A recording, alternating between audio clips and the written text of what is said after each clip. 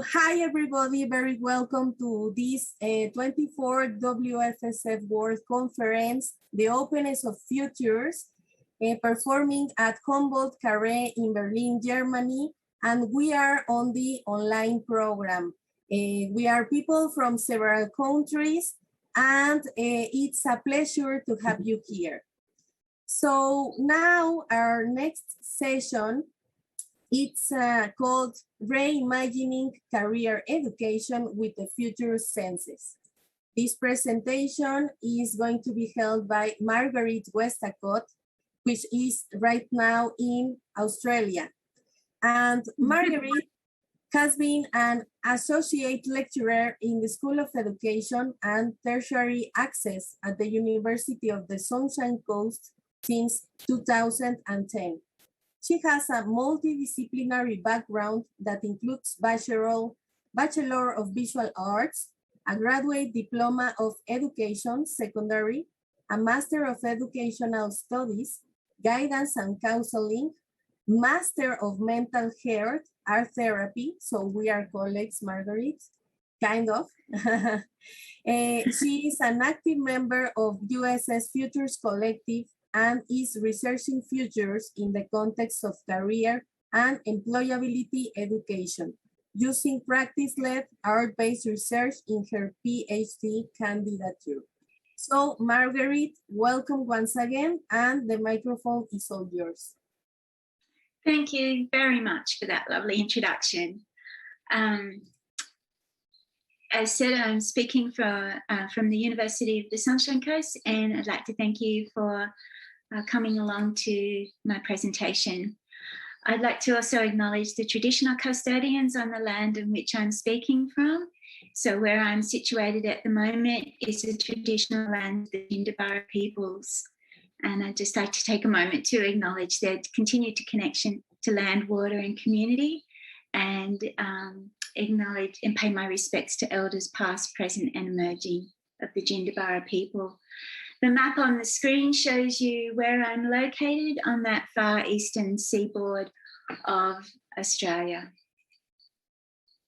So an overview of the presentation is that I'm looking at reframing future-focused career education pedagogy to futures-focused career pedagogy. And I'm using the future senses that are introduced by Marcus Buzzy to do that. So just some context, I work in an enabling education program, which is they're also called bridging, foundation, pre-degree programs in higher education, which are for students who are unable to access higher education via traditional pathways. So we have quite a diverse cohort. Recently in Australia, our government introduced a job-ready graduates legislation, and this links university funding growth to the university's ability to produce job-ready graduates, and their employment outcomes will account for 40% of university funding. As a result of this, career education and employability have become curriculum and pedagogical priorities for universities to meet these parameters of the changing funding situation and also the changing post-normal world of work. And so career education is appearing in tertiary curriculum design principles and strategic plans. I see this as a window of opportunity to embed futures thinking. Just a quick moment to linger on the definition of career, just in case you may not be familiar with that. The etymological roots of career are founded in action and movement. Career is a psychosocial cultural concept. So when I talk about career, I'm meaning it in the full sense of the definition. I've been embedding career education in curriculum for near a decade, ever since I've been in higher education and also in my previous life. This is because the enabling education students that I work with sit across the spectrum of either being really certain about their career paths And then some are testing the waters of academia, and some are very committed to their study decisions. For our domestic students in Australia, enabling education is free. So it provides a rare chance for people to experience university without the financial commitment. Many of the enabling education students are first in their family, so embedding career development activities in the curriculum has always been about assisting students with their decision making for further study, but also building a sense of self-efficacy and offering space and time for reflection and self-awareness. Career is an aesthetic, sensory and evolutionary process, one where we're consciously engaged with the future. So traditionally, career education tends to be individualistic. As an emerging futurist, my intention is to liberate career education pedagogy from the enmeshment of political agendas, while also using those political agendas to slipstream on the current wave of interest in this area by reframing future-focused to futures-focused pedagogy. So just introducing future senses here. The concept of the future senses was conceived and introduced by Dr. Marcus Buzzy, he recognised 5 cultural senses that were operating in the background of his teaching. He named these, or identified these senses as memory, voice, yearning, optimism, and foresight, and says that together they form the basis of an aesthetic sensibility. These are collective and individual cultural senses that underpin an anticipatory aesthetic towards the future. Buzzy observes that students respond to their world through a range of cultural senses that orient individuals and cultures towards the future. The future senses provide an engagement with the embodied anticipatory systems and therefore afford an aesthetic understanding that help humans make meaning of their intimate and complex relationship in the world and the moral responsibility of movement and action in the world. I reckon between Buzzy and Lombardo, we understand that people are biologically and culturally wired intimately with the future in complex psychosocial and cultural sensorial ways. So this really releases human beings from only reactionary, cognitive and affective responses to circumstance, which is often where career decision-making sits. It recognises that people have an anticipatory relationship with the world around them, and as such, engaging explicitly with the future senses reinforces the Karoo roots of career. So what I've done is I've re-examined 5 career tools that I've been embedding in curriculum for over a decade now. They all engage with students' anticipatory aesthetic by involving the human need to make meaning and see patterns and relationships in and between physical and social elements in the life world. I'm superficially allocating a future sense to each career activity for pedagogical clarity. I'm saying superficially because in reality, more than one sense could easily be discussed with each career activity. But there's a pragmatic intention, which is that the reimagined activity could be used by an educator who's not necessarily a futurist as such, but the remodel of the delivery of the activity would initiate and nurture futures thinking. Okay, so the first tool that I introduce you to is the career timeline. And this requires the participant to reflect across their lifespan and document career aspirations and dreams and imaginings from their really earliest childhood memory through to the present. They record their approximate age, what was happening in their life at the time, the socio-cultural influences that reinforced that experience. And this is recorded using the holistic definition of career.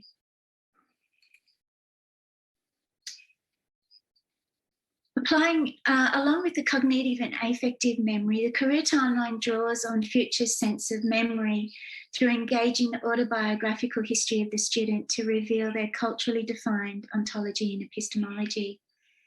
Individual sense-making of patterns identified across the lifespan can be deepened exploring culture and inviting the collective voice that could include transgenerational relationships, the voice of self and others as ancestors of the future. Using memory, this then introduces a non-linear perspective to the timeline, and the timeline can summon other voices, actual, past, or future. It could be spiral or cyclic as well as linear. Expanding this activity to acknowledge the co-creation of many voices contribute to a person's career story creates a deeper understanding of how culture builds the parameters of thinking and challenges perceptions of career beyond being an individual pursuit. The next activity is a career collage, and this is drawn from an art therapy activity which helps students' subconscious emerge, expressing unknown, forgotten, or unacknowledged future goals. Students phenomenologically respond to collage material as they contemplate a career theme or question or issue. The artist is heard through the form with often very surprising revelations and legitimizing other ways of knowing. When completed, questions are provided to provoke responses and encourage ways of seeing and initiating meaning to emerge.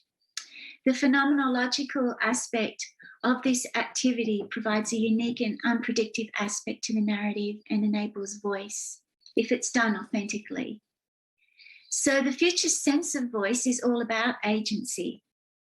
And voice oscillates between differentiation from culture and integration with culture, and it can be hidden in cultural conditioning. So in career exploration, the future sense of voice is the aesthetic vehicle of realizing innate giftedness, passions, or what Robinson and Aronica call the element, or what contributes to the experience of flow. Voice lifts the individual out of culture and acknowledges that each one of us has a quality of being that is unique. Buzzy states that approaching the future sense of voice involves providing people with reflective tools, which is what the career collage is very much about. And thus it enables intuitive, tacit and embodied knowing. To honour voice in this activity, it would require explicit explanation of the art-making process rather than product, guidance and practice of contemplation, attention to preparation to create and hold space. Co-creation is a possibility with the sentence stems that are provided as stimulus for the activity, and it could also provide an opportunity for collective and varied voices in this. Interesting synchronicities happen when you've got groups of people engaging in art making together. And so replications of elements and themes and archetypes can emerge. So this provides opportunity for exploring commonalities and differences, identifying cultural means, and sharing what happens when groups of people participate in art making. The next activity is the use of a purchased card resource. And the cards perpetuate the metaphor of views from the veranda, a very kind of colonial Australian metaphor, I suppose, through a range of future-orientated questions. And the questions perpetuate the metaphor or use the metaphor as a frame of reference. This activity is usually used as a goal-setting exercise. However, it does provide prompts for career narrative, which engages the future sense of foresight.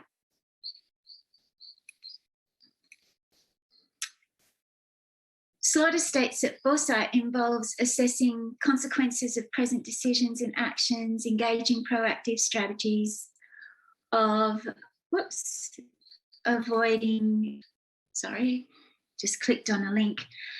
So This can actually bring the future senses of foresight to this activity can embrace the challenge of engaging collective foresight.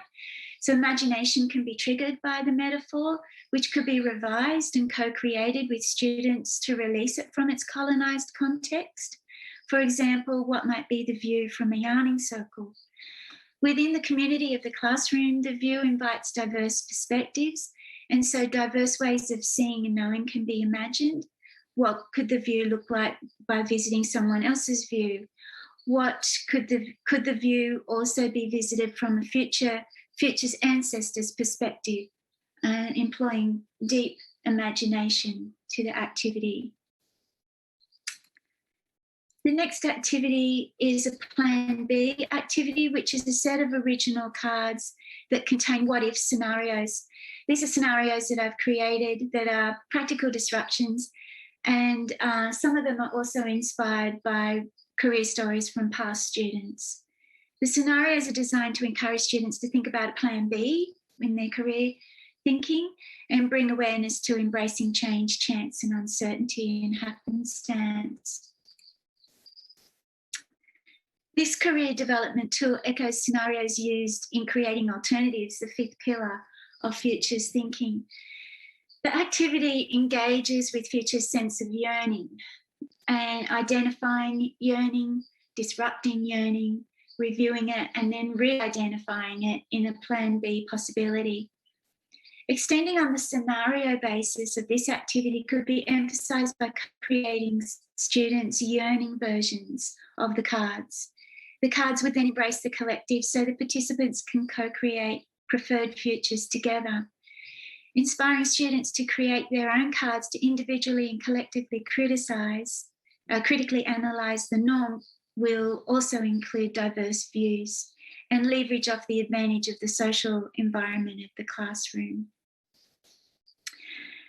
And then the final activity, which is actually the first activity that I do in the semester, is predominantly used to develop a bit of confidence, a level of confidence and self-knowledge and insight to personal preferences that might be difficult to locate if students are asked explicitly in that early stage of the semester. It also invites story.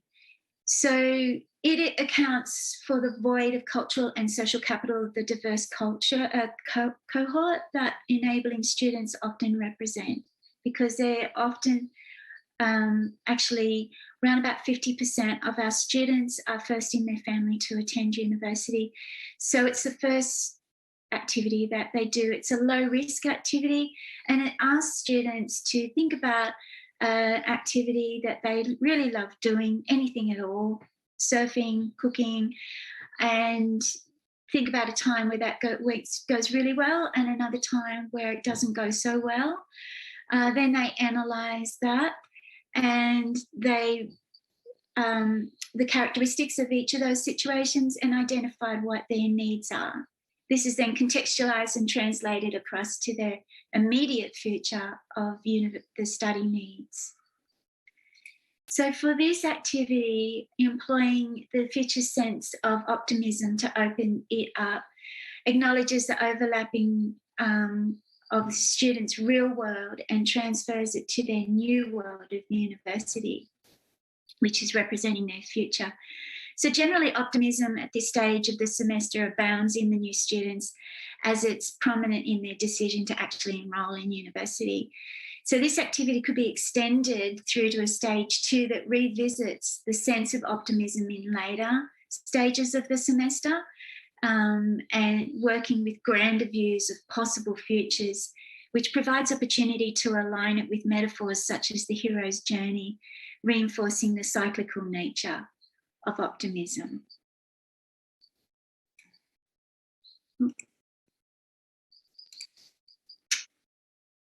Done it again. I clicked on hyperlink. The principal aim of this paper was to share the reimagining of career education learning experiences and to open them to futures thinking. The layers of future-focused and futures-focused career education are summarised in this causal layered analysis using Anayatala's, of course, a layered analysis. And to conclude, career is an aesthetic, sensory, and evolutionary process. I think we have in Australia at the moment an opportunity, a window of opportunity, where career education is being prioritised in the curriculum. So being able to use that to slipstream futures thinking into career education, I think is an ideal opportunity to free career thinking from being purely about planning and decision making, but more opening that to co-creating and possibility. And I'd like to thank you for this opportunity to speak this morning here from me, but this evening in other places of the world. Thank you very much. Thanks to you, Marguerite. This is really great. This is a really great topics. I'm an advisor in personal futures, so I have always said that if personal futures could mix with vocational orientation at school, it would be wow, no? There will be less people frustrated with what they are doing or studying or whatever. Yeah. And using that opportunity to get into the curriculum, because at the moment it's all about embedding in curriculum. So actually using that opportunity and really, I guess, demonstrating that educators are doing this anyway. So how we can reframe that so that we can open futures thinking rather than this sort of closed linear trajectory, which we know just doesn't exist in the world of career at all these days. Definitely. So I'm glad you have this with you. Thank you. Yeah. So any questions or comments here at the audience, please write it into the chat, or please participate with any questions, comments. So it seems that we have a very quiet audience since the very first session. There has been no questions, no comments, or maybe our speakers are so good that everything is totally clear. No problem at all. Sometimes you don't think of questions until after you leave. Right. As well. Yeah. Right. Well, so we have applauses from Karen. Yeah. We have missed also the applauses. Right. Okay. So I'll stop sharing my screen too. Yeah. So let me share quickly with you that as I told you, as I advise in personal futures. So some of my people under this consultancy has reached because they need to know what to study or what to work in. So these have been important drivers for this, and what is made is to take them into a whole process of personal futures and see how that can be aligned with their career and their work, not the other way around. So yes, So this has been really interesting. Yeah. And the opportunity to co-create as well. So given, career is always so individualistic, so thinking about, I think it just would be really interesting to actually engage in those processes, but co-creatively to realize that interconnectedness and co-create not only with other people, but consider, others with a capital O, as in Levinas. where we're thinking about the whole interconnectedness of the way that we move and act in this world. Yeah. Right, you're right. So, well, I hope that this can be a luminous path for some people who sometimes feel lost or so insecure about their lives and all that, right? Mm. Yeah. Yeah. Well, Yes. so yeah, go ahead, Marguerite. Yeah. Thank you very much. Thanks to you. It was really a great presentation. I'm glad to have you here. So I see no comments and no questions. So thanks a lot once again. And keep going with that beautiful initiative. Thank you, Shadow. Thanks for the opportunity.